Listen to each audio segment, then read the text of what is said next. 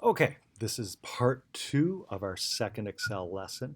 Now, what I'm going to do is I'm going to introduce you guys to a very powerful formula known as the VLOOKUP formula.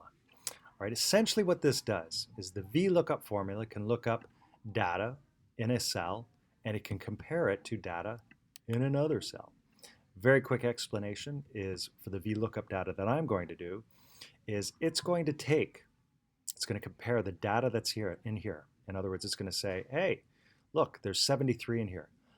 If a student gets the mark 73, what sort of letter grade will they get? Okay, so it will take this number here, 73, and it will compare it to this chart down here that I've got here, this letter grade chart.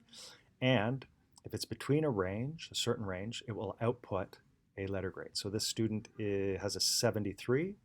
So it looks like this student is probably going to get a letter grade of C. Okay, so we can do that with the VLOOKUP. So all our formulas have to begin with equals. And I can start typing in VLOOKUP. Okay, and as you see, for all our formulas in Excel, once I start typing them in, as long as I've typed them correctly, Excel starts to basically help me along with all of these things. Okay, so let me just quickly explain what all of these values are here. So VLOOKUP is my formula, which tells me I'm going to look up a value in one cell and compare it to cells in a chart, okay, which is great. Lookup value, okay, what is the cell that I'm going to compare? Well, my cell, my lookup is going to be N4, okay, so N4, and then I put in a semicolon. Don't forget your semicolon. My table array means, okay, what is the table or what is the chart that I'm going to compare that cell to? Well, it's this chart here. So all I need to do is highlight the chart. In this case, it's only 2 columns.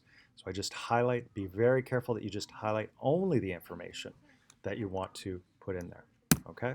And I put in another semicolon. Great, and what's also really nice is that Excel highlights the cells that I want to choose so I can see that so far so good, everything's right. Okay, column index simply means, okay, from what column in the chart are you going to output the information? In other words, my number average, my average that the student got here in the number form is 73, okay, but what column is the letter grade in here? Well, you can see it's column number 2, because we only have 2 columns. We've got 2 columns. So the second column will actually output my letter grade. So I will put in 2. Oops. I will put in 2 in there. Okay. Range lookup. Okay. Range lookup. What does that mean? That means, okay, well, is the number you're putting in, is it an exact number or is it going to fit in with a range? Okay. If it's an exact number, we'd say false. But in this case, it's a range because if a student gets anything from 0 to 30, they'll get an E letter grade. If they have anything that's from 30 to 60, they'll get a D letter grade, 60 to 70, C, and so on and so forth. So it is a range. So I will put in true. Okay, I can just click on there. All right, then I put in my close parenthesis, and then I hit enter, and there we go.